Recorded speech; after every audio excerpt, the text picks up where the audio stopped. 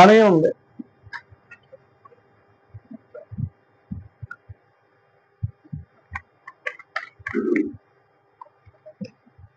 చూడండి, యోహాను రాసిన సువార్త 14వ అధ్యాయం ఈరోజు వాక్య అంశంగా మనం జ్ఞాపకం చేసుకున్నాం. యోహాను రాసిన సువార్త 14వ అధ్యాయం మొదటి 6 వచనాలు జ్ఞాపకం చేసుకున్నాం. నేను చదువుతున్నాను చూడండి. యోహాను రాసిన సువార్త 14వ అధ్యాయం మొదటి 6 వచనాలు. మీ హృదయములను కలవరపడనీయుకుడి, దేవుని యందు విశ్వాసం ఉంచుతున్నారు, నా యందును విశ్వాసం ఉంచుడి. నా తండ్రి అంట అనేక నివాసములు కలవు, లేని ఎడల మీతో చెప్పుదును, మీకు స్థలము సిద్ధపరచ వెళుచున్నాను. నేను వెళ్ళి మీకు స్థలము సిద్ధపరిచిన ఎడల నేనుండు స్థలములో మీరును ఉండులాగున మరలా వచ్చి నా యొద్ద ఉండుటకు మిమ్మల్ని తీసుకొని పోవుదును. నేను వెళుచున్న స్థలములకు మార్గము మీకు తెలియనని చెప్పాను. అందుకు తోమా, ప్రభువా, ఎక్కడికి వెళుచున్నావో మాకు తెలియదే, ఆ మార్గం ఎలాగూ తెలియనని ఆయన అడుగుగా, యేసు, నేనే మార్గమును సత్యమును జీవమును, నా ద్వారానే తప్ప ఎవడునూ తండ్రి వద్దకు రాడు. చిన్న ప్రార్థన చేసుకుందాం. ప్రభువా, ఈ రోజు నాయన మరి చదవబడిన లేఖన భాగంతో అయ్యా నువ్వు మాట్లాడమని, దేవా అంత్యదినముల యందు ప్రభువా నీ రాకడ కొరకు మేము ఎదురు చూసేవారిగా అయ్యా మరి మా జీవితాలు ఉండటానికి ఎలా మేము సిద్ధపడి ఉండాలో మీ వాక్యంలో ప్రభువా ఈ రోజు సరిచూసుకోవడానికి మీరు మార్గాలు తెరవమని, నా ద్వారా ప్రభువా నాయన ఇదిగో నీవు నీ బిడ్డలతో మాట్లాడమని, నన్ను ఒక నోటి బోరగా ప్రభువా వాడుకోమని ప్రార్థిస్తున్నాను. నాయన జీవం కలిగిన మా యేసయ్య, మా సంఘాన్ని మీరు జ్ఞాపకం చేసుకోండి. ఈ రోజు ప్రభువా దేవా లైవ్ రావట్లేదు నాయన, ఈ రోజు ప్రభువా మైక్ ఏంటో ప్రాబ్లం వచ్చింది అయ్యా నాయన, నీ చిత్తమైతే వచ్చే ప్రభువా దేవా మరలా బలారాధనకి అయ్యా కొత్త ప్రభువా మైకులు దేవా, యాంప్లిఫైర్ ప్రభువా 250 యాంప్లిఫైర్ నాయన 2 బాక్సులు దేవా నీ మందిరంలో ఉంటాయని నేను నమ్ముతూ విశ్వసిస్తూ ప్రార్థిస్తున్నాను. నాయన నీకు అసాధ్యం ఏది లేదయ్యా దేవా, నీవు నాయన ఏదైనా చేయగలిగినటువంటి సమర్థుడు ప్రభువా దేవా నాయన. దేవా ఈ రోజు అయ్యా మైక్ ప్రభువా దేవా నాయన ఇదిగో ప్రాబ్లం వచ్చిందంటే దాని అర్థం ప్రభువా నువ్వేదో మా పట్ల ఒక గొప్ప కార్యం చేయబోతున్నావు తండ్రి. అయ్యా నాయన షడ్రకు మెషకు అభిజ్ఞులు ఒక మాట అన్నారయ్యా, అగ్ని గుండములో నుండి మమ్మల్ని తప్పించడానికి సమర్థుడు లేకపోయినప్పటికీ కూడా మేము దేవా ఇదిగో నీకు నమస్కారం చేయమని ప్రభువా చెప్పారు తండ్రి. అలాగనే ప్రభా మైక్ ఉన్నా లేకపోయినా దేవా నీ వాక్యం అనేది ప్రభా ఆగదయ్యా దేవా, ఇదిగో ఈ కంఠంలో ప్రాణం ఉన్నంత వరకు పరిశుద్ధాత్మ దేవా నువ్వు మాతో ఉన్నంత వరకు దేవా ఇదిగో వాక్య పరిచర్య ఆకుండా దేవా బలమైన దేవా సాధనాలుగా మమ్మల్ని మీరు వాడుకోమని ప్రార్థిస్తున్నాను. నాయన నీ చిత్తమైతే నువ్వు మార్గాలు తెరవమని ప్రార్థిస్తున్నాను. నీ కృప మాకు తోడుగా ఉంచమని ప్రార్థిస్తున్నాను. యేసు నామములో ప్రార్థించి అడిగి వేడుకొంచున్నాము తండ్రి, ఆమేన్. చూడండి, ఈ రోజున ఇక్కడ మనం చూస్తే నా తండ్రి అంతా అనేక నివాసాలు ఉన్నాయి, నేను మీ అందరి కోసం ఒక స్థలాన్ని సిద్ధపరచడానికి వెళ్తున్నాను అన్నాడు. ఆయన వెళ్ళేటప్పుడు ఈ మాట చెప్పాడు అన్నమాట శిష్యులతో. అంటే ఇంకా కొన్ని రోజుల్లో యేసుప్రభు వారు సిలువ వేయబడతారు అనగా 10 రోజుల్లో యేసుప్రభు వారు సిలువ వేయబడతారు అనగా ఆ ప్రజలందరినీ అంటే ఇశ్రాయేల్ యూదులందరినీ సమకూర్చి శిష్యులందరినీ కూడా దగ్గర కూర్చోబెట్టి చెప్తున్న మాట ఏంటంటే, నేను మీకోసం స్థలం సిద్ధపరచడానికి వెళ్తున్నాను అంటున్నాడు. అంటే పరలోకంలో అంట మనందరి కోసం ఒక స్థలం ఉందంట. ఆమేన్. We have a divine place in heaven. మనము దైవికమైనటువంటి స్థలాన్ని మనకి పరలోకంలో దేవుడు ఉంచాడు. ఆమేన్. మనకేముందండి? We have a divine place in heaven. పరలోకంలో ఒక దైవికమైనటువంటి స్థలం మనందరి కోసం దేవుడు ఉంచాడు. ఆమేన్. తర్వాత అన్నాడు చూడండి, నేనుండే స్థలంలో మీరును ఉండులాగున. అంటే నేనుండే స్థలంలో, నేను ఏ స్థలంలో అయితే ఉంటానో అక్కడ మీరు కూడా ఉంటారు. We have a divine position in heaven. మనకి పరలోకంలో ఒక దైవికమైనటువంటి స్థానం ఉంది. ఆ స్థానం ఏంటో తెలుసా? మనం ఎవరి పక్కన కూర్చుంటాం? యేసయ్య పక్కన. అమ్మో, అంత భాగ్యమా! ఎవరి పక్క అండి? ఒక అధికారి పక్కన కూర్చోవాలని ఆశపడుతూ ఉంటారు కదా కొంతమంది. ఒక సీఎం గారి పక్కన కూర్చోవాలని ఆశపడతారు, ఒక పిఎం గారి పక్కన కూర్చోవాలని ఆశపడతారు కొంతమంది, లేకపోతే ఒక సినిమా యాక్టర్ పక్కన కూర్చోవాలని ఆశపడతారు. కానీ మన ఆశ ఏంటి? ఏసై పక్కన కూర్చోవాలి. సినిమా సినిమా యాక్టర్ పక్కన కూర్చున్నా మన రోగాలు పోవు. చంద్రబాబు నాయుడు పక్కన కూర్చున్నా మన రోగాలు పోవు. నరేంద్ర మోడీ గారి పక్కన కూర్చున్నా మన రోగాలు పోవు. వీళ్ళల్లో ఎవరి పక్కన కూర్చున్నా మనకి పరలోకం రాదు. వస్తుందా? నాకు నరేంద్ర మోడీ గారు బాగా పరిచయం. రోజు ఆయన నేను మాట్లాడుకుంటాం ఫోన్లో. అయినా నేను పరలోకానికి వెళ్ళగలనా? నాకు చంద్రబాబు నాయుడు గారు బాగా పరిచయం. రోజు గంట సేపు మాట్లాడుకుంటాం. అయినా పరలోకానికి వెళ్ళగలమా? జగన్మోహన్ రెడ్డి నాకు చాలా పరిచయం. మా ఇంటికి వస్తూ ఉంటాడు, అప్పుడప్పుడు కూర్చుంటారు. అయినా నేను పరలోకానికి వెళ్ళగలనా? చెప్పండి.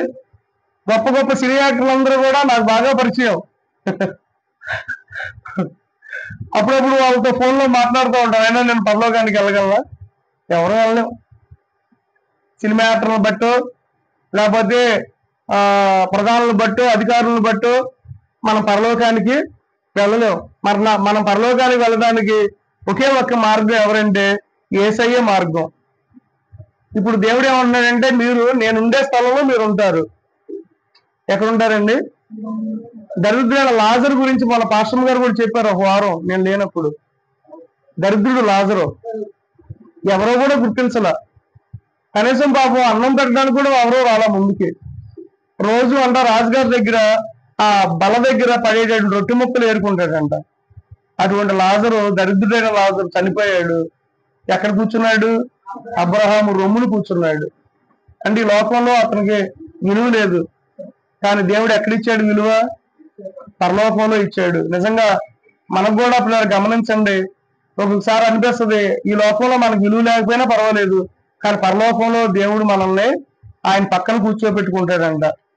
అంటే ఆయన పక్కన మామూలుగా వేలుగా దూతలు ఉంటారు. అర్థమవుతుందండి? We have a divine position in heaven. అంటే నేను ఈ రోజున we have a divine place in haven. అంటే మనకి పరలోకంలో దైవికమైనటువంటి స్థలం ఉంది. దానికోసం చెప్పట్లేదు. We have a divine position in heaven. దాని గురించి కూడా చెప్పట్లేదు. మనకి పరలోకంలో గొప్ప స్థానం ఉంది. దాని గురించి కూడా నేను చెప్పట్లేదు. కానీ నేను ఏం చెప్తున్నానండి, we have a divine promise for heaven. ఏంటి? We have a divine promise for heaven. పరలోకానికి వెళ్ళడానికి మనకు ఒక దైవికమైన వాగ్దానం ఉంది. దైవిక వాగ్దానం అదే రాసుకోండి. ఈ రోజున నా అంశం ఏంటంటే, not place, not position, but promise. స్థలాన్ని గురించి చెప్పట్లేదు, లేదా స్థానాన్ని గురించి చెప్పట్లేదు, కానీ మనకి పరలోకానికి వెళ్ళడానికి ఒక వాగ్దానాన్ని దేవుడు ఇచ్చాడు. అదే అంటున్నాడు. చూడండి, ఇక చదవండి 3వ వచనం. నేను వెళ్ళి మీకు స్థలము సిద్ధపరిచిన ఎడల నేనుండు స్థలంలో మీరును ఉండులాగున మరలా వచ్చి, చూడండి, మరలా వచ్చి నా యొద్ద ఉండుటకు నిన్ను అన్నాడు, మిమ్మల్ని అన్నాడా? అంటే ఏంటి? అందరినీ, సంఘాన్ని, అంటే క్రీస్తు శరీరం అనబడిన సంఘాన్ని అంతటినీ కూడా తీసుకొని పోవుదును. అంటే ఏం చేస్తున్నాడు దేవుడు? వాగ్దానం, ప్రామిస్ చేస్తున్నాడు. ఏమని? నేను మిమ్మల్ని అందరినీ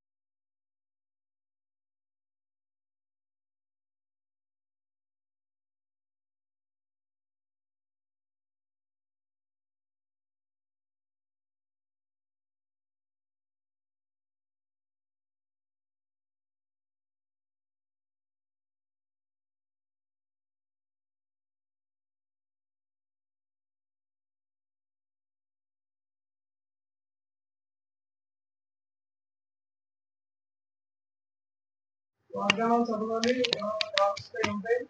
ఒక గంటన్నరన్నా పట్టిద్దమ్మా, ఒక అరగంటల్లో వాక్యాలు పెంచుకుంటే వాళ్ళు ఊహిలా చేశారు.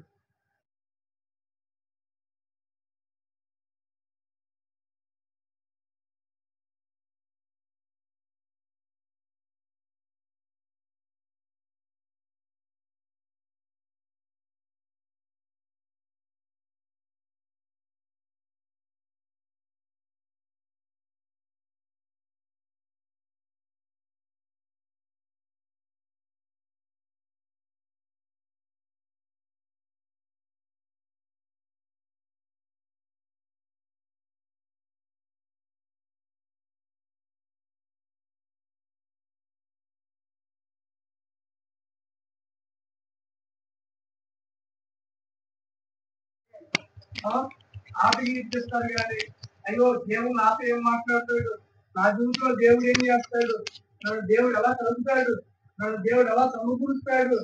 ఇప్పుడు ఉదాహరణకి ఇప్పుడు మా నాన్నగారు మంది చేస్తారు, ఈ ప్రైమరీ సరదా వెరీ గుడ్. ఇప్పుడు అభివృద్ధి చెప్తాను, బాగా వివరంగా చెప్తాను, గుర్తుపెట్టుకోండి. మేము సరదా కదా ప్రైమరీకి అందించాం. ఓకే, గుర్తుపెట్టుకోండి అందరూ. అంటే మీకు అర్థమయ్యేటట్టు చెప్తున్నాను. రెండు పెట్టుకోనా? ఓకే,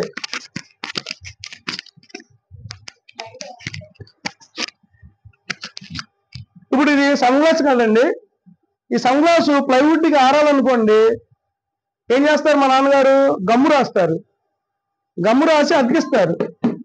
అమ్మా అర్థవుతుందండి, దేవమాత గారు అతికిస్తారు. అతికించగానే దీనికి ఇక్కడ టేపులు కానీ మేకులు కానీ అంటించి దాదాపు ఒక 12 గంటలు మినిమం, లేదా ఒక 24 గంటలు, ఒక రోజంతా ఆరాలి. ఒక రోజంతా చేతగా అర్థవుతుందండి, ఒక రోజంతా ఆరాలి. ఆరకుండా అంటంగానే మాకు ఎమ్మట అయిపోవాలండి, ఒక అరగంటలో అయిపోవాలి. వీరాచారి గారు ఎమ్మట సర్ప్లస్ అంటే ఇచ్చేసండి అంటే ఇచ్చేస్తాం. తీసుకెళ్ళి మన వ్యాన్ మీద పెట్టంగానే ఇంటికి వెళ్ళేపాటికి 2 ముక్కలు అయింది. అంటే ఇప్పుడు ఈ సన్ గ్లాసు ఈ ప్లైవుడ్ కి అతకాలంటే ఏం చేయాలి? ఏం చేయాలండి? మాక్సిమం ఒక పూటంతా రాత్రంతా ఆరితే తెల్లారి, ఇప్పుడు చూడండి మీరు దీన్ని పేకండి, దీన్ని పేకండి, దీన్ని పేకండి, ఇదిగోండి దీన్ని ఇలా అనండి. కిషోర్ గారు వస్తుందా? ఎందుకు రాదు? 24 గంటల్లో బలంగా గమ్ముతో బలంగా ఆరింది కాబట్టి దీన్ని ఇలాగా ఎవరు కూడా తీయలేరు. అలాగే మీరు గమనించండి, బాంధవ్యం అయినా దాంపత్యం అయినా లేదా భార్యాభర్తల జీవితం అయినా సరే వాక్యం అనే గమ్ముతో ఏమవ్వాలి? వివాహము అనే మాట ఉంది కదా. ఎందుకన్నా మరి ఈ రోజున ఈ మాట పరిశుద్ధాత్మ దేవుడు చెప్తున్నాడు, నాకు తెలీదు. వి అంటే ఏంటి? విడివిడిగా ఉన్నారు. వా అంటే వాక్యంతో విడివిడిగా ఉన్న వారిని, వి వా అంటే వాక్యంతో సన్నిధిలో ముడివేయబడాలి. దేంతో ముడివేయబడాలి? విడివిడిగా ఉన్నవారు అంటే బలమైన గమ్ముతో, అంటే ఆ ఎగ్జాంపుల్ అర్థం, ఆ బలమైనటువంటి వాక్యంతో బాగా గట్టిగా మనం వాళ్ళని కలిపామనుకోండి, ప్రార్థనలో దేవుని సన్నిధానంలో ఎన్ని ఆటంకాలు వచ్చినా, ఎన్ని అభ్యంతరాలు వచ్చినా, ఎన్ని ఇరుకులు వచ్చినా, దాంపత్యంలో లేదా ఎన్ని గొడవలు వచ్చినా గట్టిగా అతుక్కొని ఉంటుంది. కారణం ఏంటి? వాళ్ళని దేవుని యొక్క వాక్యం అంత బలంగా కలుపుతుంది కాబట్టి వివాహంలో వాక్యం ఉండాలి. కానీ మనోళ్ళు ఏం చేస్తారంటే, ఆ వాక్యం 5 నిమిషాలు సరిపోద్దండి, మమ్మల్ని బయట పంపించండి చాలు అంత. మరి వాళ్ళు ఎలా ఉన్నారు నాకు తెలియదు. ఇప్పుడు దేవుడి కృపలో వాళ్ళు బాగుండాలని నేను కోరుకుంటున్నాను మనస్ఫూర్తిగా. చాలా మంది జీవితాల్లో ఇది ఊడిపోద్ది. అలా ఊడిపోయిన వాళ్ళు ఉన్నారేమో, మరలా గమ్ముతో అతికించబడాలి. ఆమె గమ్ముతో ఏమవ్వాలి? అతికించ. నేను ఇప్పుడు ఏం చెప్తున్నానంటే, ఈ సందర్భం వివాహం అనే వ్యవస్థలో అంటే యేసు ఏం చెప్తున్నాను నేను, పెళ్లి కొడుకు వచ్చి ముందు కూర్చుంటాడు, ఈ పెళ్లి కుమార్తెనే లేట్ చేస్తారు, చీర కట్టడం లేట్ అవుద్ది, తర్వాత ఇది మన సున్నం రాయడం లేట్ అవుద్ది, సున్నం రాయడం లేట్ అవుద్ది, చీర కట్టడం లేదా ఈ అంత అలంకారంగా వచ్చి ఆ బొమ్మను తీసుకొచ్చి పెళ్ళికొడుకు కోసం కూర్చోబెడతారు. కూర్చోబెట్టంగానే అప్పుడు ప్రార్థనలు ఇవన్నీ స్టార్ట్ అవుతాయి అనమాట. అంటే ఇప్పుడు చూడండి, ఇప్పుడు దేవుడు మనకి సున్నం వస్తున్నాడు, మనల్ని మేకప్ చేస్తున్నాడు. దేవుడు మనల్ని మేకప్ చేస్తున్నాడు. నిజమే, నేను అందరూ అవతాలకు కాదు, సున్నం వేస్తున్నాడు. అంటే సున్నం అంటే ఏంటి? బ్యూటీ పార్లర్కి వెళ్ళాం మనం. ఇప్పుడు ఇది బ్యూటీ పార్లర్ మందిరం. ఎస్టీఆర్లు కూడా చూడండి, రాజుగారి దగ్గరికి వెళ్ళేటప్పుడు 6 నెలలు ఆ బ్యూటీ పార్లర్ తీసుకెళ్లారు ఎస్టీఆర్ని. ఎన్ని నెలలు? 6 నెలలు. 6 నెలలు బాగా సుందరంగా చేశారు ఎస్టీఆర్ని. ఎప్పుడైతే సుందరంగా చేశారో ఈ ఎస్టీఆర్ ఆ రాజుగారి దగ్గరికి వెళ్ళంగానే రాజుగారు ఎస్టీఆర్ని చూసి తక్కువని, అబ్బా నాకు ఇష్టమై ఈ అమ్మాయి, అబ్బా చాలా బాగున్నావు నువ్వు, అసలు నిన్నే నేను పెళ్లి చేసుకుంటానని చెప్పి ఎస్టీఆర్ని పెళ్లి చేసుకున్నాడు. అంటే ఆ అమ్మాయి ఎస్టీఆర్ ఎంత అందంగా తయారైంది, బ్యూటీగా తయారైంది. ఏంటండి? బ్యూటీగా తయారైంది, అంటే అందంగా తయారైంది. ఎందుకంటే రేపు పెళ్లి కొడుకు దగ్గరికి వెళ్ళాలి కదా. పెళ్లి కొడుకు ఎవరు? మన పెళ్లి కొడుకు యేసయ్య. పెళ్లి కూతురు ఎవరు? మనం. నేను కూడా పెళ్లి కూతురునే, మీరు కూడా పెళ్లి కూతురు. ఇప్పుడు పెళ్లి కూతురు ఎలా ఉండాలి ఏమ్మా? బ్యూటీగా ఉండాలి, అందంగా ఉండాలి, మేకప్ వేయాలి, జడ వేయాలి, చీర కట్టుకోవాలి, అన్నీ చేయబడి మనం యేసయ్య దగ్గరికి వెళ్ళాలి. అప్పుడు అంటాడు ఆయన, నేను వచ్చి మరలా నేను తీసుకుని వెళ్తాను. అంటే నువ్వు రెడీగా ఉన్నావా? సంఘం రెడీగా ఉందా అంటే సంఘం రెడీగా లేదు. సంఘం రెడీగా లేదు. సంఘం రెడీగా లేదు కాబట్టి ఆయన ఆలస్యం చేస్తున్నాడు. సంఘం ఇంకా రెడీగా లేదు. సంఘం ఇంకా స్నానం చేయలా, స్నానం వేస్తా. సంఘం ఇంకా చీర కట్టుకోవాలా, సంఘం ఇంకా మేకప్ వేసుకోవాలా, అంటే బ్యూటీగా తయారవ్వాలా. ఆయన ఆకాశంలో ఎదురు చూస్తున్నాడు, ఎప్పుడు నా పెళ్లి కుమార్తె రెడీ అవుద్దా, అప్పుడు నేను వచ్చి ఆ పెళ్లి కుమార్తెని తీసుకుని వెళదా అని చెప్పి ఆయన రెడీగా ఉన్నాడు పరలోకంలో. అందుకని అన్నాడు, నేను మరలా వచ్చి నేను మిమ్మల్ని నా దగ్గరికి తీసుకొని వెళ్తానంటున్నాడు. స్తోత్రం కలుగును గాక. హల్లెలూయా. ఆయన ఎలా వస్తాడు అంటే చూడండి, మొదటి దశలోని రాసిన పత్రిక 14వ అధ్యాయం చూడండి, అది వెరీ వెరీ ఇంపార్టెంట్ అనమాట. ఈ మొదటి దశలోని రాసిన పత్రిక 14వ అధ్యాయం. కానీ చాలా మంది ఏం చేస్తారంటే ఈ 14వ అధ్యాయం, మొదటి దశలోని రాసిన 4వ అధ్యాయం, క్షమించారు 14వ అధ్యాయం కాదు, దశలోని రాసిన పత్రిక. చాలా మంది ఏం చేస్తారంటే దీన్ని చచ్చిపోయినప్పుడే చదువుతారు. అదే బాధ అనిపించింది నాకు. ఎవరన్నా చనిపోయినప్పుడు శవాన్ని తీసుకెళ్లేటప్పుడు, లేదా ఆగమన కూడికల్లో, లేకపోతే జ్ఞాపకార్థపు కూడికల్లో, హల్లెలూయా, జ్ఞాపకార్థపు కూడికల్లో చదువుతారు. ఏంటిది? ఇది. కానీ దేవుని సన్నిధిలో చదవరు. చూడండి, మొదటి దశలోని రాసిన పత్రిక 4వ అధ్యాయము 16వ వచనం చదవండి. ఆర్భాటముతోను ప్రధాన దూత శబ్దముతోను దేవుని బోరుతోను పరలోకము నుండి ప్రభు దిగి వచ్చుటండి. అపోస్తలుడైన పౌలు కూడా చెప్తున్నాడు, పరిశుద్ధాత్మతో నింపబడి చెప్తున్నాడు, దేవుని బోరుతోను పరలోకము నుండి ప్రభు దిగి వచ్చును. ఆమేన్. పరలోకము నుండి ప్రభు వస్తాడు. ఇదే ర్యాప్చర్ అంటారన్నమాట ఇంగ్లీష్ లో. ర్యాప్చర్. ర్యాప్చర్ అనే మాటకు అర్థం ఏంటంటే ఆయన వచ్చి మనల్ని పట్టుకుంటాడు, క్యాచ్ అన్నమాట. అంటే ఆయన వచ్చి మనల్ని పట్టుకుంటాడు అనమాట. అది ర్యాప్చర్. ఆయన పరలోకంలో నుండి దిగి వచ్చును. క్రీస్తునందు మృతులైన వారు మొదట లభిస్తారు. ఆ మీద సజీవమైన నిలిచి ఉన్న మనము వారితో కూడా ఏకముగా ప్రభువును ఎదుర్కొంటాము. చూడండి, ఆకాశ మండలమునకు మేఘముల మీద కొనిపోబడతాము, కాగా మనము సదాకాలము ప్రభుతో కూడా ఉందాము. అంటే మేఘాల పైకి వెళ్తాం మనం. మేఘాలుడే ప్రభు రాబోతున్నాడు. ఆమేన్. ఇప్పుడు చూడండి, యేసు ప్రభు దగ్గరికి అంటే ఆ ర్యాప్చర్ లో మనం ఎత్తబడేటప్పుడు 3 విషయాలు జరుగుతాయి. ర్యాప్చర్ లో మనం ఎత్తబడాలి అంటే 3 విషయాలు వినాలి మనం. 3 విషయాలు వింటేనే వాడు ఎత్తబడతాడు. మధ్యాకాశంలో ఆ ర్యాప్చర్ లో ఉంటాడు. ఏంటి ఆ 3 విషయాలు అంటే, మొట్టమొదటిగా బోర శబ్దం వింటాడు. రక్షణ లేని వారికి బోర శబ్దం వినబడదు. రక్షణ రక్షణ పొందుకున్న వారికి మాత్రమే ఆ కడబోర శబ్దం వినబడుతుంది. ఒక బోర అని ఒక మంచి ట్రంపెట్ సౌండ్ వింటారనమాట. ఆమేన్. ఎవరండి? రక్షణ పొందాలంటే ఇప్పుడు మనము ఒక ట్రంపెట్ సౌండ్ వింటాము ఒక రోజున. అది మనం పడుకున్నప్పుడు వింటాము, పొద్దున్న వింటాము, ఎప్పుడు వింటామో మనకు తెలియదు. ఇప్పుడే ఒకవేళ వింటే నిజమండి. రక్షణ పొందుకున్న వాళ్ళ గుర్తు ఏంటంటే ఆ ట్రంపెట్ సౌండ్ మనకు వినబడుద్ది. ఆమేన్. ఆ బోర్ శబ్దం, ఆ కడబోర్ శబ్దం మనకు వినబడుద్ది.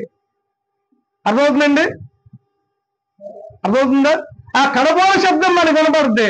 రెండవది ఏం వినబడుద్ది అంటే నీ పేరు దేవుడు పిలుస్తాడు. కిషోర్, నిజమే. శంకర్ పాల్, సిరి, రమ్య అని ఆ పేరు ఒక్కొక్కరు పిలుస్తాడు. రెండవదిగా తండ్రి యొక్క సౌండ్ మనం వింటాం. ఆమేన్. ఆ దేవుడు మనల్ని పిలిచే ఆ పిలుపు వింటాం. నా కుమారుడా, నా కుమార్తె అన్నటువంటి సౌండ్ మనం వింటాం. మూడవదిగా ఇంకొకటి వింటాం. ఏంటండి అది? ఇక్కడికి ఎక్కిరా. ఏమంటాడు? ఇక్కడికి ఎక్కిరా. ఏంటి? కమ్ హిదర్ అని ఉంటుంది ఇంగ్లీష్ బైబుల్లో. అంటే ఎక్కడికి నువ్వు రా. ఎక్కడికండి? మధ్యాకాశంలో, అదే పరలోకానికి, అంటే మధ్యాకాశంలోనికి మనం వెళ్తాం. అంటే ఇప్పుడు ఇక్కడికి ఎక్కిరా అనే శబ్దం మనం వింటాం.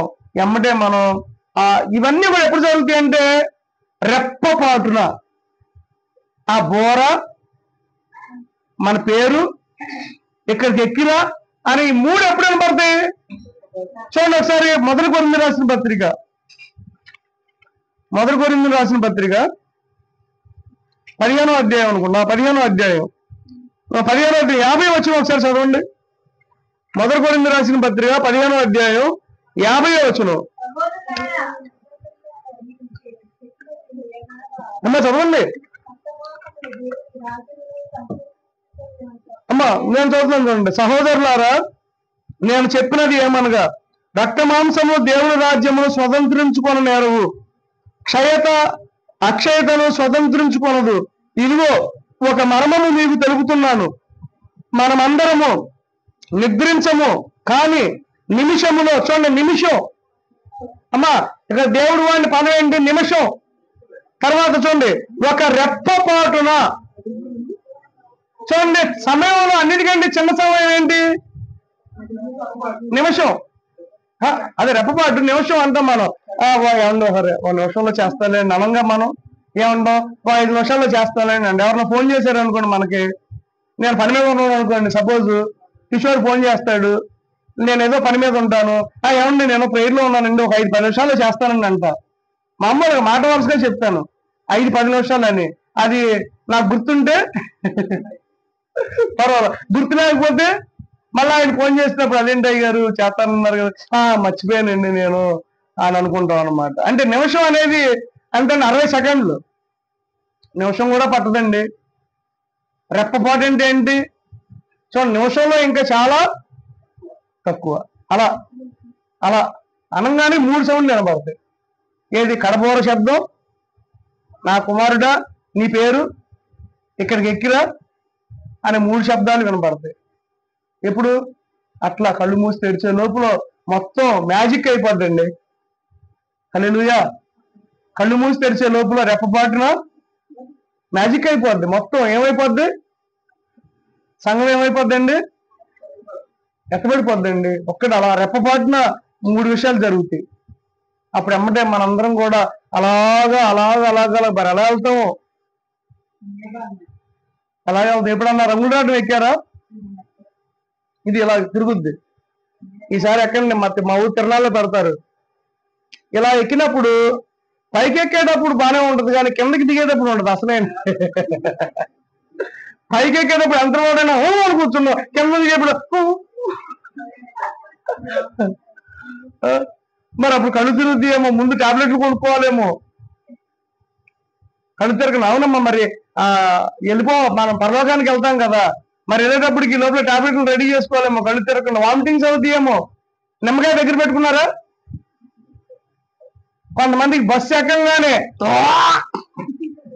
బస్సు ఎక్కి ఒక 5 నిమిషాలు కూడా అవ్వదు. ఇక బస్సు గేర్లు కూడా మార్చడు, కానీ పేగులు మాత్రం మారుతూ ఉంటాడు. నీకు అయిపోతా ఉంటాయి వాంతులు. అటువంటి వాళ్ళు అంటారు, అమ్మ నిమ్మకాయ అన్నారు రెడీగా పెట్టుకునే పని కదమ్మా అంటారు లేదా? మేము గోవా వెళ్ళినప్పుడు చెప్పాను. మేము గోవా వెళ్ళినప్పుడు అసలు మా పిల్లలందరికీ వాంతులే. గోవా 2 గంటల్లో వెళ్ళిపోతామని చెప్పి తీశాడు మా ఫ్రెండ్. ఏది హూబ్లీ నుండి 6 గంటలు పట్టింది. అక్కడ ఆపి వాంతులు. ఫస్ట్ విశ్వాసు, తర్వాత ఆశ్రయ, తర్వాత పాస్టర్ గారు, నాకే అవలా. తర్వాత మా ఫ్రెండ్ ఆవిడ కూడా కొంచెం ఒంట్లో ఉంటుందంటే మళ్ళీ అక్కడికి సేపు ఆగి ముందు పెట్టుకోవద్దు నిమ్మకాయలు. అలాగే రేపు మధ్యాకాశానికి వెళ్ళేటప్పుడు మరి వాంతింగ్స్ అయితే అవో. ఆమేన్. అప్పుడు అవో, ఎందుకంటే అప్పుడు ఈ శరీరం ఉండదు. మహిమ శరీరం. అప్పుడు మన రూపం మారిపోద్ది, గడ్డ ఉండదు అప్పుడు. అర్థమవుతుందండి? మీ చీరలు ఉండవు, మీరు విలువైన చీరలు కొనుక్కున్న బీరువాలో ఉండిపోతాయి. దేవుడు ఇస్తాడు ఒక చీర, ఆమేన్. మహిమ వస్త్రాలు ఇస్తాడు. లేదు నేను కూడా చీరలు తెచ్చుకుంటానని సూట్ కేసు చదువుకున్నారనుకోండి, అమ్మ నువ్వు చదువుకో.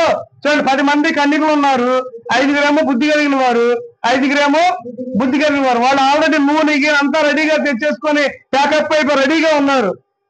యేసు ప్రభు రానే వచ్చాడు, వాళ్ళందరూ కూడా వెళ్ళిపోయారు. ఈ లోపల ఈ 5 నూనె కొనడానికి వెళ్ళారంట. అప్పుడే అంటే అయ్యా అమ్మ నా నూనె వండి మేము కూడా వెళ్తాము అని అంటే, లేదండి మీకు చాలదు మాకు చాలదు. లేదు మీకు అనుగ్రహించబడదని 5 అక్కడ విడిచిపెట్టేశాడు. అంటే నేను అనేది ఏంటంటే, అప్పుడు మహిమ శరీరాలతో మనం వెళ్తాం. మనకు అప్పుడు రోగాలు ఉండవు, బలహీనతలు ఉండవు, నిద్రలు ఉండవు. లేకపోతే అక్కడికి వెళ్ళిన తర్వాత కోపతాపాలు ఉండవు. అక్కడికి వెళ్ళిన తర్వాత ఈర్ష్యలు లేదా ఆశలు లేదా కోరికలు ఉండవు. ఈ కోరికలు, ఈర్ష్యలు, ఆశలు, కోపాలు ఇవన్నీ ఎక్కడ ఈ భూమి మీద ఉండగానే అప్పుడు మహిమ శరీరం. ఆ మహిమ శరీరం ఎలా ఉంటుందో, ఆమేన్. అసలు ఎంత అద్భుతంగా ఉంటుందో, నా శరీరం ఎలా ఉంటుందో చూడండి. ఎక్కడ అన్నాడు, చదవండి 52వ వచనంలో, మనమందరము నిద్రించము గాని నిమిషములో ఒక రెప్పపాటున కడబోర మోగగానే, చూడండి, కడబోర మోగగానే మనమందరము మార్పు పొందుదాము, ఆమేన్. ఒకరు సజీవుడిగా ఉన్నవారితో చెప్తున్నాడు ఈ మాట. హల్లెలూయా. మార్పు చెందుతామంట మనందరం. ఎలా మార్పు చెందుతాం? మహిమ శరీరంతో చూస్తాం ఆయన్ని.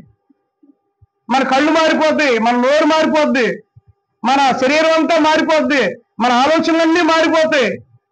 అసలు ఎలా ఉంటాం మనం? ఒకసారి ఇమాజిన్ చేసుకోండి, ఎలా ఉంటాం మనం? గుర్తుపట్టగలం అంటారా? గుర్తుపట్టి ఒకళ్ళు తీరా మూసి అక్కడికి ఎవరన్నా మీకు ఎవరన్నా ఇష్టం లేదు, నువ్వు కూడా వచ్చావా, నువ్వు కూడా తెచ్చావు అక్కడికి అంటారేమో. నువ్వు కూడా తెచ్చావు ఇక్కడికి, అది కూడా వచ్చింది ఇక్కడికి, మమ్మల్ని విడిచిపెట్టట్లేదు. అప్పుడు అందుకనే దేవుడు అలా ఎక్కడ అనుకుంటారు నా బిడ్డలని, దేవుడు అంట అప్పుడు మన శరీరాలను మార్చేస్తాడంట. అప్పుడు గుర్తుపట్టలేం. పద్మాగారు ఈవిడ అన్న, నేను పద్మాగారి గురించి చెప్తాను అక్కడ. అబ్బా పద్మాగారు అంటే అప్పుడు సపోజ్ మనం పరలోకానికి వెళ్ళిపోయాం మధ్యాకాశంలో, పద్మాగారు అక్కడికి వచ్చి నిలబడింది. ఏమండి మీరు అచ్చం మా పద్మాగారు లాగా ఉన్నారండి. మా పద్మాగారండి ఎంత మంచిదంటే ప్రార్థన అవ్వగానే మా అన్నయ్య గారికి ఫోన్ చేసేస్తుందండి. అసలు భలే ఫోన్ చేసేస్తుందండి ప్రార్థన. నేను అసలు ఎలా ఫోన్ చేస్తుందంటే, పద్మ గారు చూడండి, నేను గమనిస్తున్నాను, నేను ప్రార్థన ఆఖరి ఏం చేస్తాను, ఆశీర్వాద ప్రార్థన ఉంటుంది కదా. ఏం ప్రార్థన? అదే మన ప్రభు యేసుక్రీస్తు వారి కృప, తండ్రి అయిన దేవుడి యొక్క ప్రేమ అనగానే పద్మ గారు ఫోన్ లేదు నా దగ్గర. పద్మ గారు తండ్రి అయిన దేవుడి నుండి ప్రభు యేసుక్రీస్తు నుండి అనగానే పద్మ గారు పట్టుకుంటుంది. మన పాట పాడతాం కదా, ఏదో పాట. ఆ పాట పాడంగానే ఆఖరిలో ఒక మాట చెప్తాను, యేసు రక్తమే చేయం, సిలువు రక్తమే చేయం, ప్రభు యేసు రామానికి సంపూర్ణ విజయం కలుగుగాక. ఏమండి ప్రార్థన చేయండి. అంటే ఆవిడ ఎప్పుడు పట్టుకుంటుందో ఎప్పుడు ఫోన్ చూస్తుందో నాకు తెలియదు కానీ యేసు రక్తమే జయం, శిలువ రక్తమే జయం, ప్రభు యేసు నామానికి సంపూర్ణ విజయం కలుగు కాక ఏమండి ప్రార్థన అయిపోయింది వచ్చేసింది. అసలు పద్మా గారికి అంత అట్లా చెప్తానేమో నేను ఆవిడ దగ్గర, ఏమన్నా అచ్చం మా పద్మా గారు ఎలా ఉంటుందంటే ఆ పద్మా గారు అనుకుంటుంది ఆవిడ ఎవరో కానీ నా గురించే మీరు చెప్తున్నారా అంటుంది. నిజమే కదండి. అందుకనే అక్కడ మనం ఒకళ్ళు చూసి ఒకళ్ళు మాట్లాడుకోవడానికి ఉండకుండా ఉండడానికి మన శరీరాలన్నీ ఏమవుతాయండి, యూఆర్ చేంజ్ కంప్లీట్లీ. మనం మారిపోతామండి, మనం మారిపోతాం, మహిళ శరీరాలుగా మనం అయిపోతాం. మన శరీరాలు ఎలా అవుతాయి అంటే అసలు ఎంత అద్భుతంగా మారుతాయో. హల్లెలూయా. మన శరీరాలు ఎంత ఉన్నతంగా మారుతాయో. మనందరం కూడా అట్టి మార్పు చెంది ఆ ప్రభువు దగ్గరికి వెళ్తామంట. ఎక్కడికి వెళ్తామండి? ఆ ప్రభువు దగ్గరికి వెళ్తామంట, ఆ మధ్యాకాశంలోకి వెళ్తామంటండి మనందరం కూడా.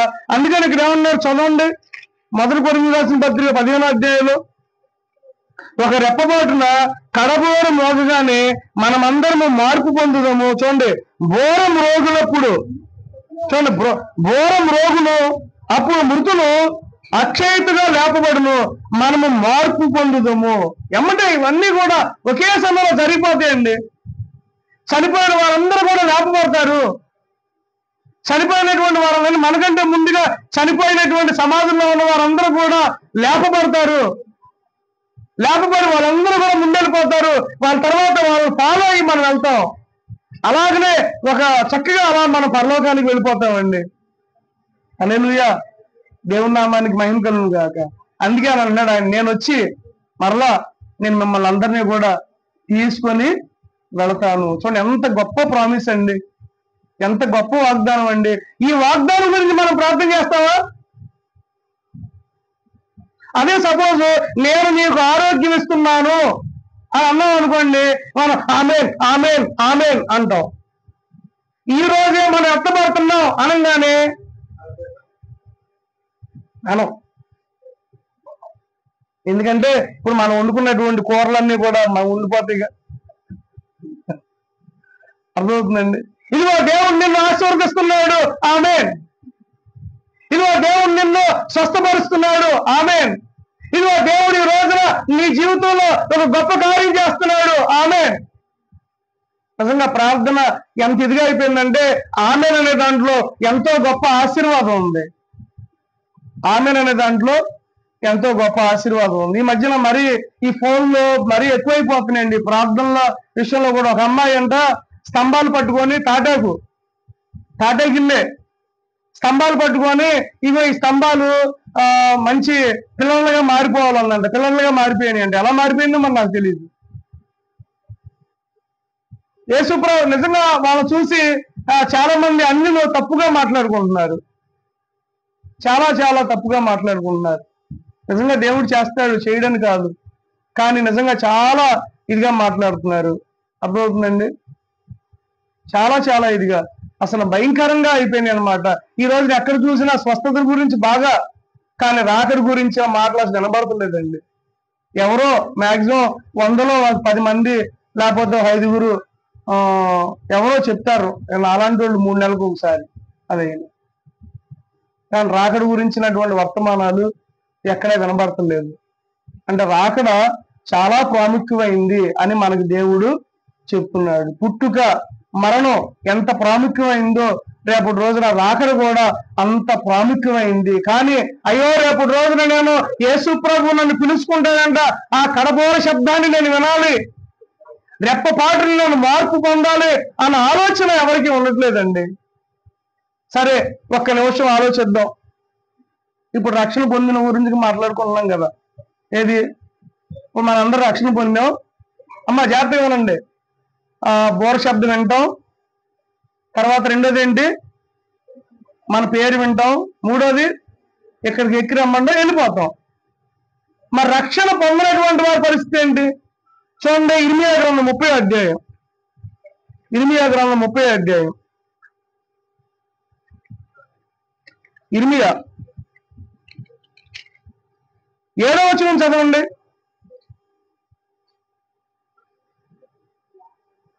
ఇర్మియా 37వ వచనం.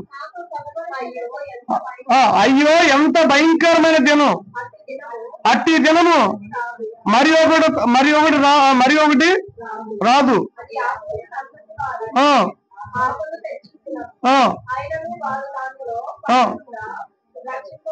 చూడండి, ఒక భయంకరమైన దినం అండి, ఒక భయంకరమైన దినాలు రాబోతున్నాయి.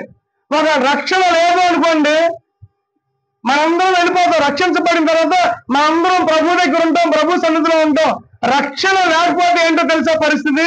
విడవబడతారు. వాళ్ళు పడుకున్నట్టే ఉంటారు. రక్షణ ఉన్న వాళ్ళు మాత్రం వింటారు అని లేచి వెళ్ళిపోతారు. రక్షణ లేని వాళ్ళకి వినపడిద్దా? కరవారి శబ్దం వాళ్ళకి వినపడదు, నీ పేరు వాళ్ళకి వినపడదు. తర్వాత ఇక్కడికి ఎక్కి రమ్మని చెప్పి అటువంటి గొప్ప అష్యూరెన్స్ వాళ్ళకు ఉండదు. వాళ్ళు తగలకుండా ఉంటారు, లెగుస్తారు. లేకంగానే తన భార్య కనిపించదు. ప్రార్థనకు వస్తున్న తన భార్య, విశ్వాసం ఉంచిన తన భార్య, రక్షించబడినటువంటి తన పిల్లలు, తన భార్య, వీళ్ళందరూ కూడా కనిపించరు. ఎక్కడున్నా అడుక్కుంటారు, పక్కకి వెళ్తారు. అమ్మాయి వచ్చిందంటే రాలేదయ్యా అని అంటారు. అదేంటి రాత్రి పడుకుంది లేదా ఏమైపోయింది పాప ఎత్తుక్కుంటారు. ఎందుకంటే అది ఎవరికి తెలియదండి, సీక్రెట్, ఎవరికి తెలియదు. దేవుడు చిరుగు నీ భార్య నేను తీసుకెళ్తున్నాను అని చెప్పడు. మాలాంటి సేవకుల ద్వారా ముందే చెప్పేస్తున్నాడు. అది రేపు రోజు రక్షణ లేకపోతే పడుకున్నట్టే ఉండిపోతాడు.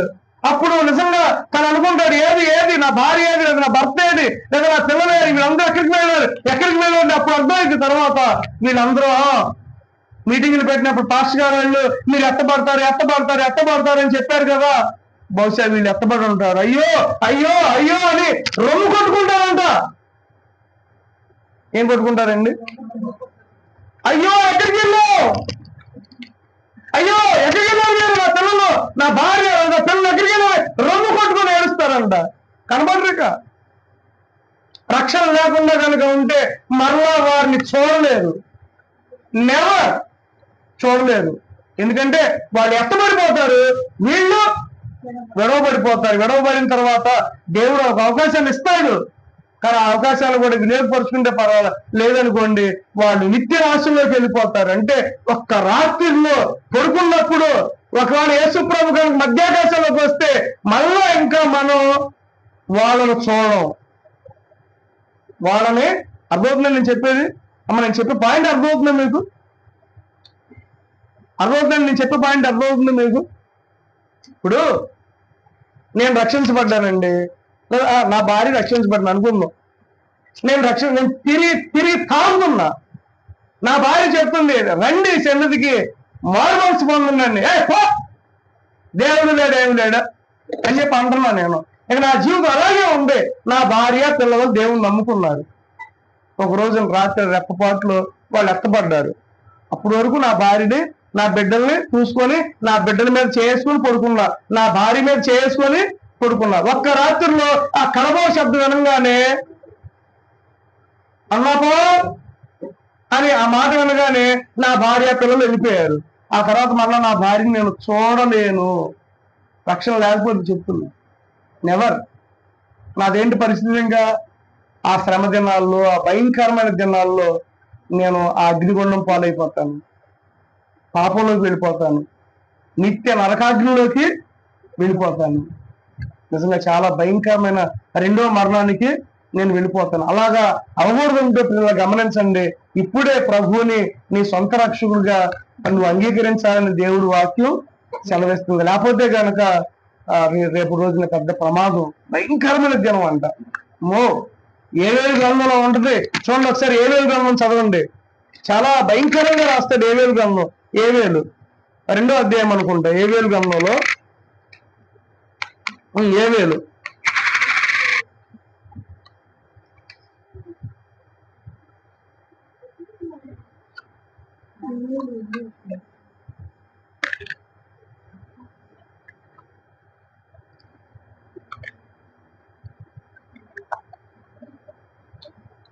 చూడండి, 2వ అధ్యాయం మొదటి వచనండి.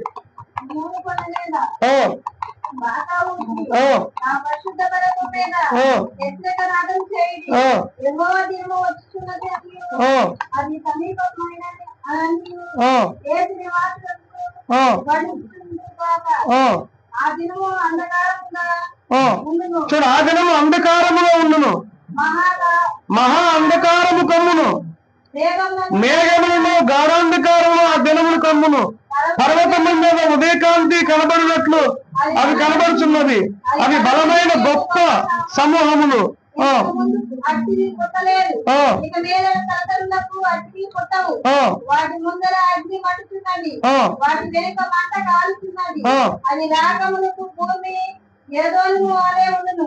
అది వచ్చిపోయిన తర్వాత తప్పించుకున్నదేమి చూడండి, భూమి ఎడారి వలె పాడాయను. ఏమైందండి భూమి? రక్షణ లేదండి. అప్పుడు ఏమైపోద్ది? సంఘం అంతా ఎత్తబడిన తర్వాత అసలు సాతానుడు అప్పుడు వాడు ఒక కుయుక్తి చేత ఏం చేస్తాడంటే ఈ లోకాన్ని అంతా పరిపాలించే అధికారం అప్పుడు సాతానికి, క్రీస్తు విరోధి అనబడిన ఆయనకి ఇవ్వబడుతుంది అనమాట. వాడు వస్తాడు, వాడు వచ్చి మంచినీళ్ళు అవుతుంది అనుకోండి, నీకు ఐ నీడ్ సమ్ వాటర్ అని అడుగు, ఓకే టేక్, బట్ 666 ముద్ర వేయించుకోవాలి. అర్థమవుతుందండి? అన్న ఏడుస్తుంది, నాకు దాహం వేస్తుంది, నాకు దాహం వేస్తుంది, ప్లీజ్ గివ్ సమ్ వాటర్ అండి. లేదు, వాటర్ ఉంది, 666 ముద్ర వేయించుకుంటేనే ఇస్తా. ఆ అమ్మాయి అంటది, నేను వేయించుకోనండి, నాకు సావైనా పర్వాలేదు, బ్రతికైనా పర్వాలేదు, నేను వేయించుకోను అంటది. పక్కన తులసి అంటది, ఇచ్చిదా వేయించుకో, ఏం చేసుకో, మంచిగా అవుతుంది, తర్వాత చూసుకున్నాం అంటది. వీళ్ళిద్దరి మధ్యన చూడండి, అంటే ఇలా విశ్వాసులు ఉంటారు, కొంతమంది అవిశ్వాసులు ఉంటారు. సమయంలో వీళ్ళిద్దరి మధ్య కన్ఫ్యూషన్ తో కొంతమంది వేయించుకోరు, సరే కొంతమంది ఏం చేసుకుంటారు. దేవుడు అన్నాడు, నువ్వు 666 ముద్ర వేయించుకుంటే దేవుడి కఠినమైన ఉగ్రత నీ మీద పడుతుంది. అంటే దేవుడు ఒక గొప్ప సాక్షిగా ఉండమంటాడు ఆ సమయంలో కూడా. అందుకని వచ్చి ఇప్పుడు గమనించండి, మంచినీళ్ళు అప్పుడు ఇవ్వాలంటే 666 ముద్ర వేయించుకోవాలి, అన్నం కావాలంటే 666 ముద్ర వేయించుకోవాలి, డబ్బులు కావాలంటే 666 ముద్ర వేయించుకోవాలి, హాస్పిటల్కి వెళ్ళాలంటే 666 ముద్ర, 666 వేయించుకోవాలి. వాడు వేయించుకుందనుకోండి దేవుడికి సాక్షిగా ఉండదు, వేయించుకుంటే లోకంలో కలిసిపోద్ది. 2 దేవుడితోనా దేవునితోనా, 2 దేవుడితోనా దేవునితోనా. ఆ బాధలన్నీ ఎందుకండి? ఇప్పుడే మనం ప్రభువుని తెలుసుకుంటే ఆ 666 ముద్ర మనకు ఉండదుగా. చక్కగా ఈ లోపల మనం ప్రభుతో అలాగే హ్యాపీగా వెళ్ళిపోతాం కదా. దేవుని స్తోత్రం కలుగుగా. హల్లెలూయా. ఆ ముద్ర భయంకరమైన ముద్ర, ప్రకటన గ్రంథం 13వ అధ్యాయంలో ఉంటుందండి. ఆ ముద్ర భయంకరమైన ముద్ర, చాలా భయంకరమైన ముద్ర వాడు వేస్తాడు. మన పిల్లలకి వేస్తాడు, మనకి వేస్తాడు. ఒకడు వేసేసారు అనుకోండి, నేను వేయించుకో అన్నాం అనుకోండి, కత్తి తీసుకొస్తాడు, కత్తి తీసుకొచ్చి మెడకాయ కోసేస్తాడు. దేవుని స్తోత్రం కలుగుగా. హల్లెలూయా. ఒకసారి ప్రకటన గ్రంథం చూడండి, 7వ అధ్యాయం అనుకుంటా. ప్రకటన గ్రంథం 7వ అధ్యాయం, ప్రకటన గ్రంథం 7వ అధ్యాయం.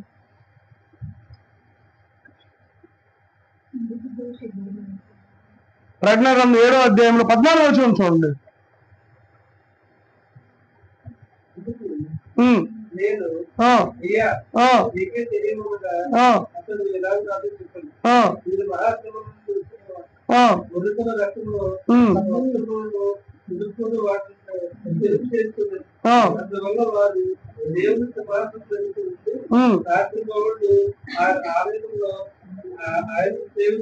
చూడండి ఇక్కడ, అంటే కొంత సమూహం ఆ సమయంలో ఒక గొప్ప సమూహం రక్షించబడుతుంది అనమాట.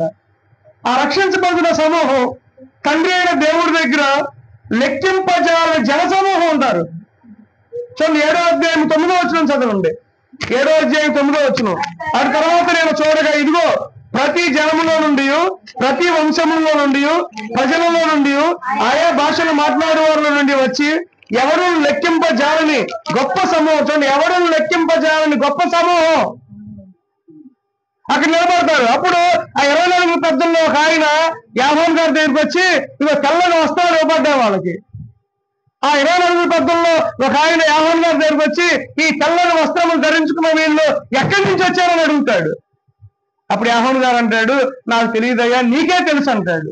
అప్పుడు అన్నాడు అనమాట ఆయన, వీరు మహాశ్రమల నుండి వచ్చిన వారు, మహాశ్రమల నుండి వచ్చిన వారు. అప్పుడు కనుక ఆ 666 ముద్ర వేయించుకోకుండా ప్రభు కొరకు నిలబడి ఉన్నాం అనుకోండి, మహాశ్రమంలో నుండి దేవుడు మనల్ని, అంటే అక్కడ ఉన్నటువంటి వారిని దేవుడు తన దగ్గరికి తీసుకెళ్తారు. లెక్కింప సాక్ష్యం కాని గొప్ప సమూహం ఆ కాలాల్లో కూడా రక్షించబడుతుంది. ఆమేన్. దేవుని స్తోత్రం కలుగును గాక. అందువల్ల 15 వచ్చును, అందువల్ల వారు దేవుడి సింహాసనం ఎదురు ఉండి రాత్రింపగళ్ళు ఆయన ఆలయంలో ఆయన సేవించుచున్నారు. చూడండి, సింహాసనాసీనుడైన వారు కానే తన గుడారము వారి మీద కప్పును, వారికి ఇక మీద ఆకలైనను. అంతకుముందే ఉంది ఆకలి కోసం 666 ముద్ర వేయించుకున్నారు. దాహం కోసం 666 ముద్ర వేయించుకున్నారు. అందుకని అంటున్నాడు, వారికి ఆకలైనను దప్పికైనను ఉండదు. ఎందుకంటే దేవుడే వారికి దాహాన్ని తీరుస్తాడు. దేవుడే వారి యొక్క దాహాన్ని తీరుస్తాడు. ప్రభు కొరకు హతసాక్షులైనటువంటి వారి కోసం నిజంగా దేవుడు ఎదురు చూస్తున్నాడు. ఎవరికి లేనటువంటి గొప్ప ఘనత ఎవరికి పడుతుందో తెలుసా? ప్రభు కొరకు హతసాక్షులైన వారికి ఇవ్వబడుతుంది. ప్రభు కొరకు నేను చనిపోయాను అనుకోండి, దేవుడు నాకు, అందుకని స్టెఫను చనిపోయేటప్పుడు ప్రభు నిలబడున్నాడు. అపోస్తుల గారు 7వ అధ్యాయం చదవద్దులే కానండి, స్టెఫన్ ని చంపేస్తారు రాళ్ళతో కొట్టి. చంపేసినప్పుడు సింహాసనం ముందు దేవుడు ఎలా ఉంటాడు? సింహాసనం మీద దేవుడు కూర్చొని ఉంటాడు. పరలోకంలో సింహాసనంలో దేవుడు కూర్చొని ఉంటాడు. కానీ ఆ అపోస్తులైనటువంటి స్టెఫన్ ని చంపేస్తున్నప్పుడు యేసు ప్రభు వారు సింహాసనం మీద లేచి నిలబడ్డాడు. ఎందుకంటే ఆయనకి ఆహ్వానం పలకడానికి. అర్థమవుతుందండి? అంటే హతసాక్షులైనటువంటి వారి కొరకు దేవుడు స్వాగతం పలుకుతాడు. నా కుమారుడా, నా కుమార్తె, నా కోసం నువ్వు ప్రాణాన్ని అర్పించు. వెరీ గుడ్, ఎక్సలెంట్, నీ సాక్ష్యం చాలా బాగుంది. నువ్వు మంచినీళ్ళ కోసం 66 ముద్ర వేయించుకోవాలా. Very good. అందరితో చెప్తాడు, హలో మై డియర్ జేంజల్స్, దూతల్లారా, 24 పెద్దల్లారా, ఇదిగో ఇది చూడండి, నా కుమార్తె 666 ముద్ర వేయించుకోవాలా, నా కోసం సాక్షిగా నిలబడింది. ఆమె నా కోసం భూమి మీద సాక్షిగా నిలవబడింది. నా కోసం మొదలు కూర్చోండి, నా కోసం భూమి మీద సాక్షిగా నిలవబడింది నా కుమార్తె, నా కుమారుడు అని చెప్పి నిజంగా ఆయన మన మీద, అంటే వాళ్ళ మీద చేయి వేసి ఆ ప్రపంచానికి, సంఘానికి అంతటి కూడా పరిచయం చేస్తాడు. నిజంగా అటువంటి గొప్ప కృప, ఎంత గొప్ప కృప అండి. అందరినీ పిలిచి నా గురించి సాక్ష్యం ఇస్తాడు. నా కుమారుడు నా కోసం కడుపు కట్టుకున్నాడు, నా కోసం ఆకలిగా ఉన్నాడు, నా కోసం అన్ని వదులుకున్నాడు, నా కోసం నిజంగా ఎదురు చూస్తూ ఉన్నాడు, నా కోసం యథార్థంగా ఉన్నాడు, నా కోసం యథార్థంగా ఉన్నాడని చెప్పి అందరి ముందు దేవుడు మనల్ని పొగుడుతాడు. ఆమేన్. అందరి ముందు దేవుడు మనల్ని ఏం చేస్తాడు? పొగుడుతాడు. ఒక సీఎం గాని పిఎం గాని మనల్ని కాకేసి మనల్ని అందరి ముందు పొగిడినప్పుడు మనకు అంత సంతోషంగా ఉంటుంది. ఓ పిల్ల, చదువుకునే పిల్ల రితిగా ఉంది, ఇప్పుడు ఏదో రాస్తుంది, వాళ్ళ టీచర్ అందరి ముందు, ఇదిగో మా రితిగా బాగా రాసింది, నెంబర్ 1 అని, కానీ ఇంటికి వెళ్ళి ఒక 20 మందికి చెప్పుద్ది. మా టీచర్ గారు నన్ను నిలబెట్టి తప్పని కొట్టించారు. నిజమే. కానీ ఈ లోకం మనల్ని పట్టించుకుపోవచ్చు, ఈ లోకం మనల్ని గుర్తు చేసుకోలేకపోవచ్చు, ఈ లోకం మనల్ని మర్చిపోవచ్చు. కానీ దేవాది దేవుడైన యేసయ్య ఒక రోజున దేవుడు ఆయన సింహాసనం ముందు మనల్ని పిలిచి, నా కుమారుడా, నువ్వు ఏమి నిలవబడ్డావయ్యా, నువ్వు మొత్తానికి పాపానికి గాని లోకానికి గాని నువ్వు లోనవ్వకుండా నా కోసం నిలవబడ్డావు. Very good. నా పక్కన కూర్చో. చూడండి, నేరుగా మన ఆదికాండం ఒకసారి చదువు, 3వ అధ్యాయం. మన కూడా చదివా 3వ అధ్యాయం 21 వచ్చును. 3వ అధ్యాయం 21 వచ్చును ఆదికాండం. ఆదికాండం క్షమించండి, ప్రజ్ఞాగ్రంథం. ప్రకటన గ్రంథం 3:21 వచ్చింది. ప్రకటన గ్రంథం 3:21 వచ్చింది. నేను జయించి నా తండ్రి కూడా ఆయన సింహాసనం నందు కూర్చుండి ఉన్న ప్రకారము జయించిన వారిని నాతో కూడా నా సింహాసనం నందు కూర్చోనిచ్చును. నా పక్కన కూర్చో. ఎవరిని? మనల్ని కాదండి, జయించిన వారిని. అంటే మనం అంత కాన్ఫిడెన్స్. కత్తి మెడకాయ దగ్గర పెట్టినప్పుడు నేను తెచ్చుకోలేదండి, ఊరినే ఆ రోజు పాస్టర్ గారు రమ్మని రంకి వెళ్ళానండి. ఒకడు ఎవరిని వచ్చి ఇప్పుడు నిజంగానే కత్తులు తీసుకొచ్చి ఇక్కడ మెడకాయ మీద పెట్టి సపోజ్ అన్నారు, లేదు లేదండి ఊరినే వెళ్ళానండి, హ్యాపీ బైబుల్ ఇది నాకు తెలియదండి, అమ్మమ్మ వద్దులేండి అని చెప్పి పక్కన పడేసి వెళ్ళిపోతాం కత్తి మన మీద పెడితే. కానీ అపోస్తులు అలా పెట్టలేదండి. అపోస్తులు కత్తి మీద పెడితే ఏమన్నారు తెలుసా? అపోస్తులైన పేతురు గారిని సిలువ వేస్తుంటే అన్నాడంట, ఇలాగ సిలువ వేయడానికి నేను అనర్హుణ్ణి, నన్ను తిప్పేయండి.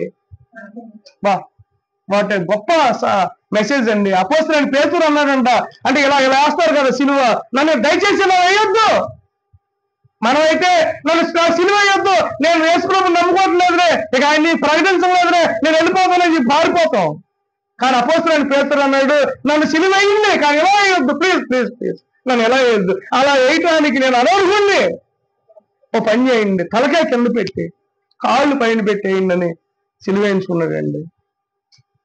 కత్తి మీద పెడితే అప్పుడు తెలిసింది మనకి, కత్తి మీద పెడితే అప్పుడు మన స్టాండర్డ్ తెలిసింది. ఇప్పుడు ఎవరు కూర్చుంటారు పక్కన? జయించిన వారు. ఎవరండి? జయించిన వారు. నిజంగా మనం జయించాలి లోకాన్ని, శాతాన్ని, పాపాన్ని మనం జయించాలి. అలా మనం జయించగలుగుతున్నావా? ఓ పాపపు డబ్బు మన దగ్గరకు వచ్చింది అనుకోండి, దానికి కక్కుర్తి పడకూడదు. ఒక అందమైన అమ్మాయి మన ముందుకు వచ్చింది అనుకోండి, కక్కుర్తి పడకూడదు. లేకపోతే ఒక లోక సంబంధమైనటువంటి ఆశ మన ముందుకు వచ్చింది అనుకోండి, కక్కుర్తి పడకూడదు. కక్కుర్తి పడితే దేవుడు రక్షణను మనం కోల్పోతాం. యేసేపు నిజంగా ఎంతో అందమైన అమ్మాయి, నాతో పాపం చేయమని ఎన్నోసార్లు అడిగింది. కానీ యేసేపు అన్నాడు, అమ్మా క్షమించమ్మా, నువ్వు నాకు తల్లి లాంటి దాని అమ్మా అని ఉంటాడు. ఇంకోసారి ఆ మాట అనమాక, నాతో పాపం చేయను అంది. అప్పుడు అన్నాడు, అమ్మా నేను దేవుడు భయపడుతున్నాను అని చెప్పి గుడ్లు ఆ బట్టలు అన్ని కూడా విడిచిపెట్టి పారిపోయాడండి. యేసేపు జయించాడు కాబట్టి నిజంగా సింహాసనం మీద దేవుడు కూర్చోపెట్టాడు. మనం జయించగలుగుతున్నావా? ఆఫ్టర్ ఒక ఆరాధనకి ఆదివారాన్ని దేవుడి కొరకు మారలేకపోతున్నాం మనం. ఆదివారం నాడు ఫంక్షన్ ఉందంటే యేసు ప్రభు అన్నాడు, ఆదివారం నాడు నాది పొల్లనాడు కూడా మీకు హక్కు లేదన్నాడు. కానీ మనం ఆరాధన ఉందనగానే, ఫంక్షన్ ఉందనగానే ఫస్ట్ ప్రిఫరెన్స్ దేనికి ఇస్తాం? ప్రజెన్స్ గా, ఫంక్షన్ గా. ప్రజెన్స్ ఆఫ్ గాడ్ గా, ఫంక్షన్ ఆఫ్ రిలేటివ్స్ గా. చెప్పండి, ఎవరికి ఇస్తాం మనం? ఫంక్షన్కే ఇస్తాం. తర్వాత వెళ్దాంలే, పాస్టర్ గారు ఉంటాడుగా, వచ్చేవారు ఉందిగా. ఒక ఈ రాత్రే దేవుడు నీ ప్రాణం అడిగితే, ఆ చర్చి మానేసిన రోజున నువ్వు ఒకవేళ ఎత్తబడ్డావు అనుకో, దేవుడు అంటాడు, నువ్వు ఈ రోజున నా కొరకు సాక్షిగా నిలవబడలేదు నా సహోదరి అంటాడు. అదే కనుక అన్ని వదులుకొని, నాకు నీ మందిరమే కావాలయ్యా, నాకు నువ్వే కావాలయ్యా, నాకు నీవే ఆధారం అని చెప్పి ఆయన సన్నిధికి వచ్చావు అనుకోండి, అప్పుడు అంటాడు, సింహాసనం కూర్చో, పక్కన కూర్చో, నా పక్కన కూర్చో. నాకు అనిపించింది నిజంగా, మరి ఆయన పక్కన కూర్చునే అధికారం ఒక్కరికేగా? చెప్పండి, ఎంతమంది కూర్చుంటారు? ఆయన పక్కన కూర్చునే అధికారం ఎంతమందికి ఉంటది? ఆ ఒక్కళ్ళమే మనం ఎందుకు కాకూడదు? అర్థమవుతుందండి? ఆ ఒక్కడిని నేను అవగలనంటావా? ఆ ఒక్కడిని నువ్వు అవగలనంటావా? నిజంగా అటువంటి గొప్ప కృప దేవుడు మనకి ఇస్తున్నాడండి. ఆ సింహాసనం ముందు ఆయనతో పాటు కూర్చునే ఆ గొప్ప అర్హత దేవుడు మనకి ఇచ్చును గాక. అందుకని ఇప్పుడు యోహాను రాసిన సువార్తకు వచ్చేయండి. యోహాను రాసిన సువార్త 14వ అధ్యాయం మనం చదివిన 14. We have a divine promise for heaven. ఈరోజు అదేగా మన అంశం, అదేగా. We have a divine promise, మనకి దైవికమైనటువంటి వాగ్దానం పరలోకం కోసం మనకు ఉంది. ఏంటి చదవండి 14:3. నేను వెళ్ళి నీకు స్థలము సిద్ధపరిచిన ఎడల నేనుండే స్థలంలో మీరు ఉండులాగిన మరలా వచ్చి నా యొక్క ఉండుటకు మిమ్మల్ని తీసుకొని వెళ్తాను. మిమ్మల్ని తీసుకొని వెళ్తాను. నేను మిమ్మల్ని తీసుకొని వెళ్తాను. మరలా వస్తాను, నేను మిమ్మల్ని తీసుకొని వెళ్తాను అన్నాడు. దేవా ఇప్పుడు తీసుకెళ్తామో మాకు తెలియదు, కానీ నువ్వు తీసుకెళ్లేటప్పుడు మాత్రం